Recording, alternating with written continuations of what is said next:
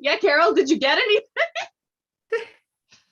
I almost had a stroke. She scared me so bad that I froze. Sorry that didn't make the actual episode, you guys, but we have a consolation prize. We have Ryan here. You might not have gotten the boobs during the episode, but you got it during the extra footage. We have Ryan, who is the Hinsdale expert here now to talk to us a little bit more about the house itself. Disbarring any of those bizarre Estes method sessions that Anna gave to us. Ryan, talk to us a little bit about first, I'm getting ahead of myself. First, welcome. Thank you so much for coming. Thanks for having me. So, out of anyone I know, obviously besides Dan, you've spent the most amount of time in the Hinsdale house. So that's why we have you on tonight. Really want everyone in the chat and everyone watching right now to understand how important and how special it is to have your tenure with us, I would say. How many days, like nights/man hours, have you put into this investigation so far in your, I would say, Hinsdale career? Ooh, if I had to say, let's see, when we filmed the first part of the series, it was a week that we were there. But I mean, I've probably got at least 8 terabytes worth of just raw footage from this place. So there's probably been at least 100 hours put in, maybe even more, at least at the physical location. That's incredible. And so you've been watching Haunt Me. What are some of the things that you would say are parallel in your investigations versus what we've seen going on in the past 9 episodes here of our show? I really have to say a lot of the parallels were actually in the episode that just aired tonight. For instance, like Carol had the creepy voice upstairs that she couldn't tell in Mary's room what it had said. We have had Estes method sessions where there's been like a creepy male voice. It sounds really raspy. It's almost like a whisper. And I've actually had a camera catch something similar to that. When you had the door open, we didn't have that actually happen, but we did have the typical phenomena of like the car rolling up sound. Totally sounded like tires in a driveway coming up, and then it actually got to the point where it sounded like footsteps on the wooden porch coming up to the front door that's there. And so there's those 2 similarities, and the biggest thing that stands out is just how at the drop of a hat this place can just shift gears and totally throw you off. Yeah, I've been saying that the whole time. It's like a light switch. Hinsdale is like a light switch. I've noticed that big time. And I would also add to that, it doesn't matter if it's day or night. And that's something that we really wanted to impress upon everyone watching here tonight. And the reason why we did a daytime investigation, much like you've done, like you're there 24/7 when you do it. Clara called it the umbrella effect. Carol calls it the light switch. It's the same thing. It's the house is dead. It's calm. It's enjoyable. And then it makes itself known. It's almost just like you'll be focused on one thing. It'll be calm, quiet. And then also another thing that is parallel is how it seems like there's the house and there's the land. There's 2 totally separate things happening. And it's almost when you're trying to focus on one, you don't communicate with the other. So inside the house doesn't experience what's on the outside.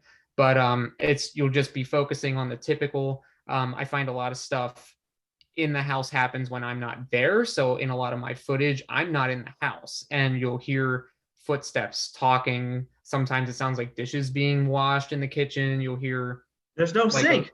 Exactly. I was just thinking that there's no sink. And we found that when we were making dinner, Ryan, that there is no sink in the kitchen. It's crazy. That works too. Yeah. You would catch me as a ghost doing dishes. Screw that, man. Yeah, that's so sad. Who would want that, right? But it's literally just like it's just like the flip of a switch, and then suddenly you're in this. We had it happen when that disembodied voice came through with the goodbye that we caught, and it was just, I remember being outside, and I have a 35 millimeter film camera, and I was trying to get the flash to work. The batteries had corroded in it, and I just looked to the side where you can see from between the house and like into the backyard a little. And I was like, I feel like there's 1,000 eyes watching me. And that's when we started catching the disembodied voices. It's almost like as quick as like a summer thunderstorm that rolls in, just a big boom, and it's there. That's so crazy. What, I guess I have my own opinions, which are somewhat founded, somewhat guesswork, because the Hinsdale house is so bizarre. But what do you think triggers that light switch? I kind of think it's almost like a timer. Judging on like the Dandy's experience, and one reason why when we're filming season 2 I want to spend so long there is I almost feel like those kind of experiences are like every 3 weeks. There's something that happens at least like once a month, that there's this little window, and I don't know what causes that window, but there's a small little window that is just like everything happens.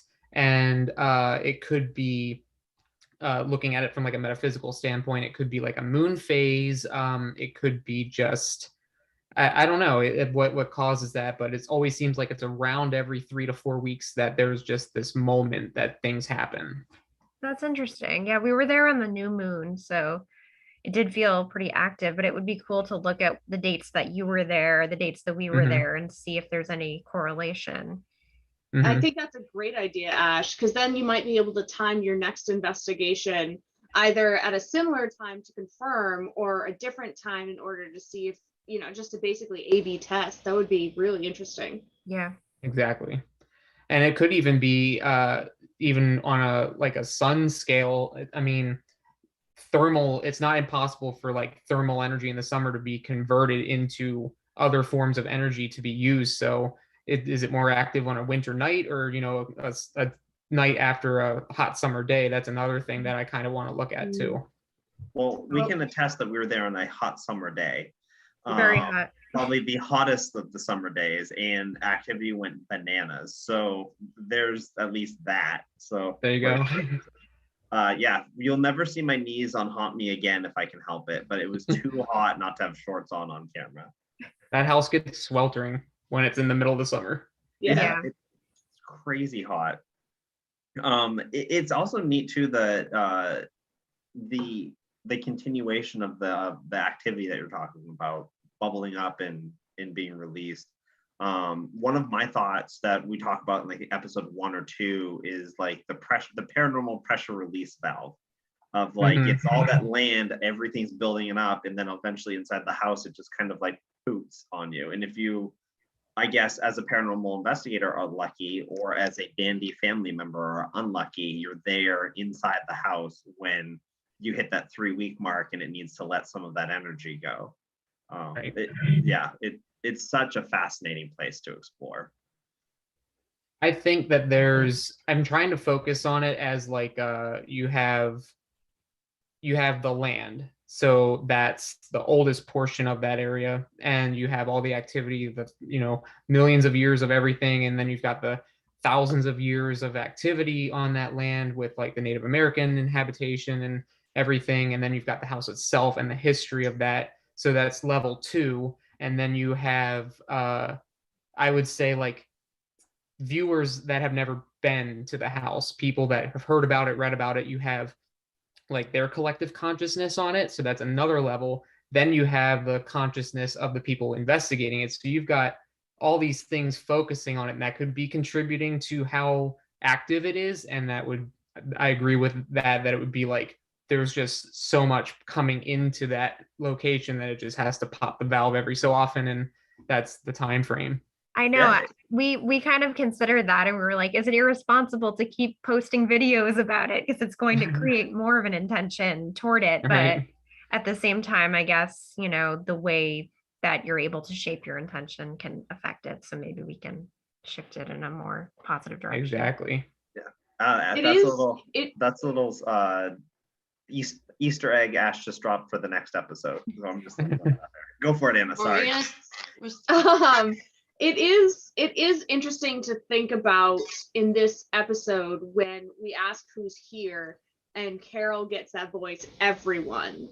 Like it's bothered by it. So I almost wonder if, like, with all the attention it's getting, something there is like, enough with all of this bull, leave me alone. That voice was so shitty. I mean, that's such a bummer. It was really raspy, and it was like a hard whisper, and it was a male, and it's the only one that I can remember, because it's the reason I came out is because it was like, I know it was meant to be intense, but it also, I can feel there was a little bit that it was meant to scare me, like really freak me out, and I didn't want to go any further with that. So that's smart. Yeah. Well, in the chat, Ryan, Anne has a question for you, if you don't mind. She wants to know if you feel like there's any trickster element to the house or the land, and does it seem possible that the spirits or entities could be changing how they present themselves over time? I would say absolutely, that's a good possibility. I know that when we were kind of accidentally, we had a static camera up there that had to be like 2017 or so, and I don't know if it's still in the house, but there was this toy that was like a clown that would rock back. You could rock it back and forth, and it had like a bell in it. Aaron kicked that. That's what night one, our cameraman punted it into. Yeah, that's right. Yeah, scared the crap out of us.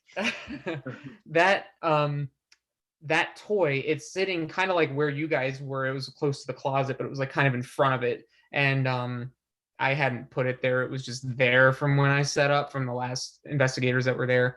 And I wasn't in the house, and it sounded like a whooshing, like somebody had just opened the door and there was a huge like air pressure change.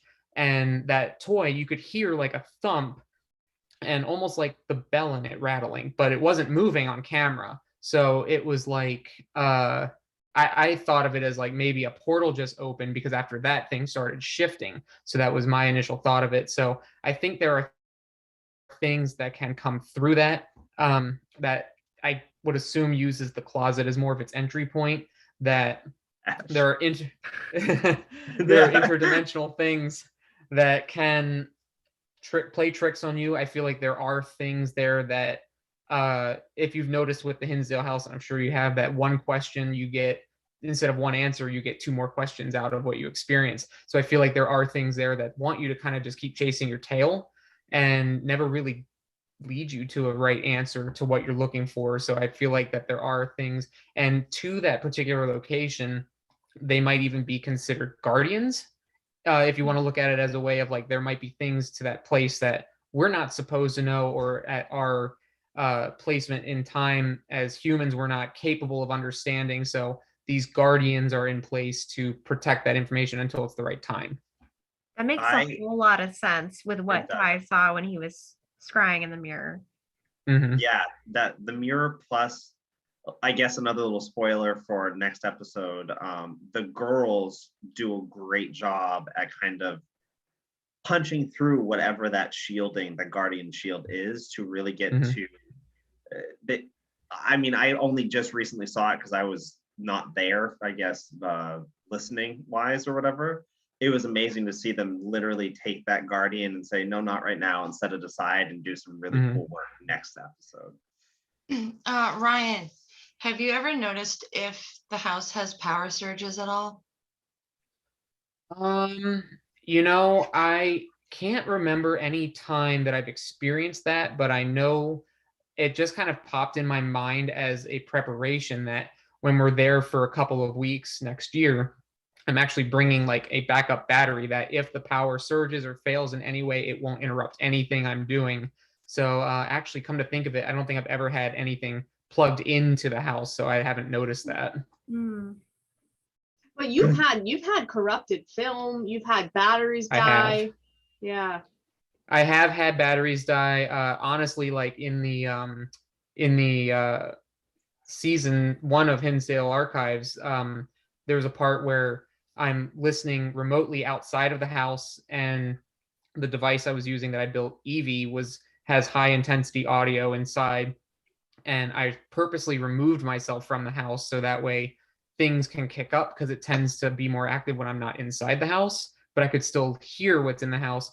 And I've gotten a lot of comments about, well, you say you heard this, but you never played it. You say you heard this, but you never played it. And upon playback on that, it turns out the live transmitter was functional, but there were a slew of data slots on that card that were corrupt. I've had hours of video go corrupt. I've had, even to the point where trying to do recovery on them and trying to like restore the codecs, it's not functional. Oh Wow. my God, that's mind blowing.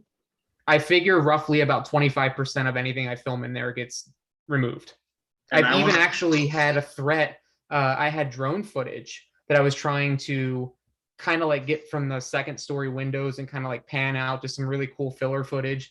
And during the investigation that night, something said delete the drone. Whoa. Ew. That's very aware. Oh, I I would am actually all think set that. with that. I want to thank you for letting me know ahead of time about that, though, Ryan, because I passed it off to our producers so that we could have redundancies when we were filming our project. Absolutely. I was like, no, you don't want to follow that path and find out that after spending a weekend there, 25% of what we Right. filmed. Literally, it's because of that house that when I go in there, I'm like, I don't want any like wireless receivers. I want it all hardwired. I don't want anything interrupting the feed. It's a smart move. And you have a lot of really great footage to show from even just season 1. So we definitely want to cut to that clip right now so people can understand the work that you do, more so than just the Hinsdale archives. There's Finding Phantoms. I dropped the link in the chat if you guys want to follow Ryan's his paranormal career, but also the research that he's done at Hinsdale itself. We have the trailer that he's given us for the first season of his show. Nick, do you want to roll that clip right now so people can see a little bit more Hinsdale from another point of view?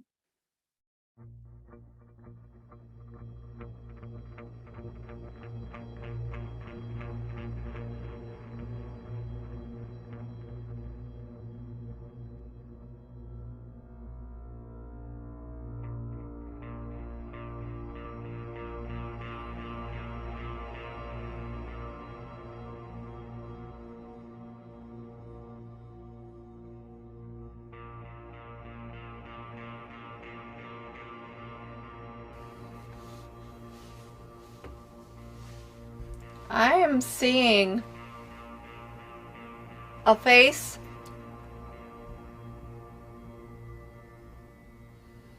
I don't even want to tell you what it looks like. No, with everything that goes on around here, I'm wondering if that it picks targets, and then when they die, they come here. Did you just hear I that? heard that. What was that? Was that a car door? It sounded like it, or it was a massive thump. That was a car door. There's footsteps. Someone here? Somebody's here.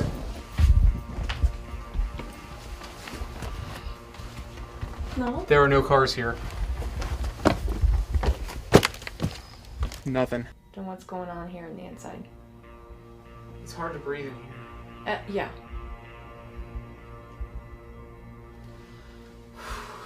Things on the, yeah, it's hard to breathe in there. Some of them I think had abilities, and I think they got this thing rolling. It was rolling before they got here. I'm not convinced what's in this house was rolling. Maybe the outside and the land. But whatever's in here was brought in by the Dandy children. I think it really was. Something. What was that? Did you hear that? I heard that. That It was in sounded- here.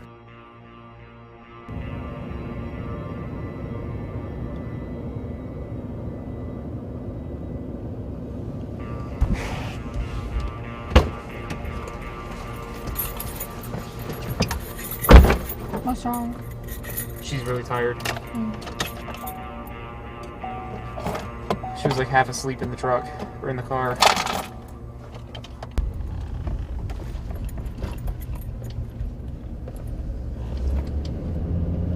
Is she okay to drive? I think so, yeah. She seemed like she was waking up. She's like, I just don't feel like being here right now. It took a turn tonight. This place is totally different than it was yesterday. It's more draining. What's coming through is not the typical. Everything's malfunctioning. It's just not right.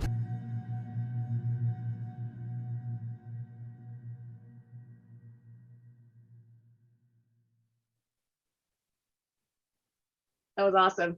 Yeah, thank you for sharing that with us. And so again, that's Finding Phantoms. They can find it there on your website, right?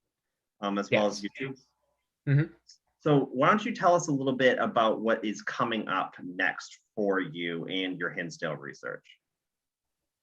There's a lot of research that I've been doing about the house, trying to read different perspectives about it. Paul Kenyon's book is a good resource that I've been relying heavily on as an outside perspective to what the Dandies experienced.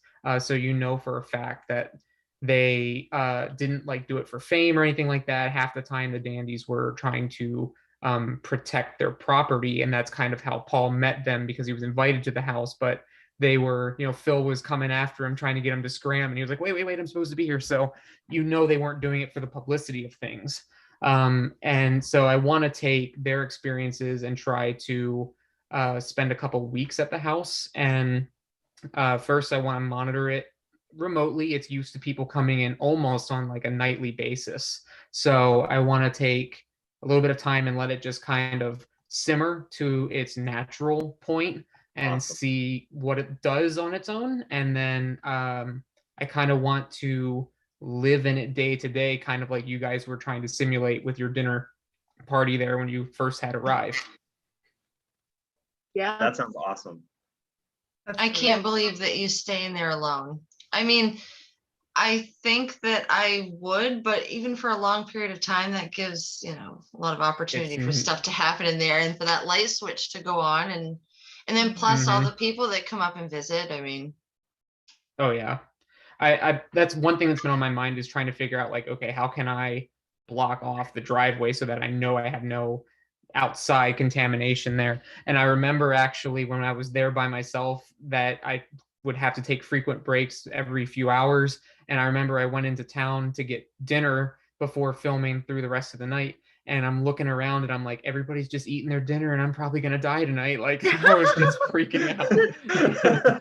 Everyone else is living very normal lives and they have no idea what you have in store for yourself later. Yeah, it's very strange. It's off-putting and bizarre itself. So, relatable. Yeah, right. Exactly. And so you're going to be there with a partner, though, at least for part of the time, right? It should be at least 2 of us for the whole time. There might be 3 of us, but yeah, so at least 2 of us through the whole time, which is good to have. Well, I'll offer up Anna. The house seems to love her. If you need an extra while you're there for the 2 weeks, we'll ship her down to you. I don't know if it counts as love. Yeah, like, it'll open the door for you. Yeah. Right. Yes, that's right. So, in your research too, Ryan, there's the house, there's the pond, and there's the woods. So, what are your in brevity, what are your experiences or thoughts on all of them, how they interact, and in what is there to learn from each space, I would say? The house itself, I think most people focus on. So the house itself, I would say, is a mass combination of past experiences. Judging by the disembodied voices we got, there are intelligent inhabitants there that can respond to you and I. And I would say a lot of it, too, is a good mix of other people's intentions and conscious outputs kind of gathering in that house. The land, I would say, is mostly focused towards the Native Americans. And there might be some intention in that, but I feel like, too, that there could be elementals that are protecting that land. It was sacred at one point to them. So I feel like that they could have done something to conjure something to protect that land. There have been kind of abnormal photos taken in those woods. The pond was man-made, so that wasn't always there. And I feel like that is a source of when the story of it in its early days having been the carriage stop and the murders that potentially had taken place there. That could be a traumatic spot because the legend has it that, bodies in the summer were buried out towards that way where the barn used to be. So it's kind of all a little bit different, but all tied together. But I'm actually wondering if there's something, and I want to test for this when we're there, if there's something conductive in the land itself that's kind of like a powerhouse to all of it. I would bet my time as an investigator that you're 100% on the right track there. It just Absolutely. feels right. We've talked about it. We've mentioned it. It was just a quick little blip. We've mentioned it to each other a while back. Like, if you stuck something in the ground, what would it read? Right. Yeah, because you were comparing it to the Mill Agent's house, which had a similar Mhm. sort of situation where it's just like energy, you know? Absolutely. Ryan, have you left the house to go get dinner and then you come back and you pull in the driveway and you just know that the switch has been turned? Like, you don't even have to go in, you can just feel it in the driveway that it's different from when you left. And then do you like hesitate to go in at all? I actually, I would have to find the clip. I'm sure I still have it, but there's actually a clip where I'm going up to the house. I was recording everything, and I'm walking up to the house, and it's dark out. And I always would lock it before leaving. I stick the key in the door, and I actually tip my head, and I'm like, here we go. Like I could see it. Actually, I heard right before I stuck the key in the door, I remember what triggered that was I heard like somebody run through the kitchen. And I was like, oh, here we go. That's exactly what I picture and what I feel every time I picture like the freak out moments there. It's like I just feel it. I'm like, oh damn. Yeah. Carol, it's like that's why we're here, but also goddamn. You know, like Exactly. It's just how he said, just like when he put the key in the door, like, oh, here we go. That's exactly it. That's perfect. Well, we have a teaser for our finale that we want to share with everyone that's sticking around with us. We hope that you've gained some insight from Ryan's experience there. Please go find him on Finding Phantoms. Follow his research. Ryan, do you think after your experience or your investigation this spring, there will be something to watch in the fall? When can we expect to see the next phase of your research come out? I'm hoping it comes out either the fall or like early winter, late next year. I'm booked there during the early spring. So, but actually the key to what I'm looking into is how it relates and can expand beyond that location. So there's a few other things I want to tie into it, but I'm hoping to have it all released by the end of next year. Brilliant. Well, first of all, I hope the Hinsdale house doesn't eat your footage while you're doing there. So you can present that because we want to see it. And if you need any help from us at all, please don't hesitate to reach out. Absolutely. I appreciate that. Awesome. Cool. Well, thank you so much for joining us tonight, man. It was so good to see you, Ryan. Yeah, it's awesome. Always awesome. Take care. And for everybody else, we have a teaser, just a quick 2-minute clip about what Ryan talks about with the light switch turning on in a big way for the finale next week.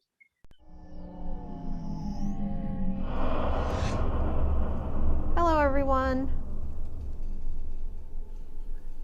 I needed a break for obvious reasons, and now Ty is taking over. So we were trying to solve what we think is a problem here, and we were hoping for your help. I understand. Great. Can you tell us how to support the beings in this house, in the forest, and on the pond? How do we bring movement into this space? Not good enough. How do we bring light into this space? Stay. Whoa. Well, okay, I mean... Stay where you are. Why? Help. Touching my back. You alright? Yeah, I'm just gonna assume it's a bug. Just said help. How can we help? We are here. Shh. Please don't touch Anna or talk to her like that. What's wrong? Is somebody here? We're asking how we can Can't help. Can help? Or get help? Are you okay? I want to open this door for you so you can move out if you need to. into a higher Free. plane. Free? I think so. Yeah, we would love to help you with that. I know I'm not supposed to be judging, but I keep hearing, I thought it said Nexus. I'm so sorry. Probably didn't. No, it probably did. Right? It probably did at this point. All of us stay. Nope. No.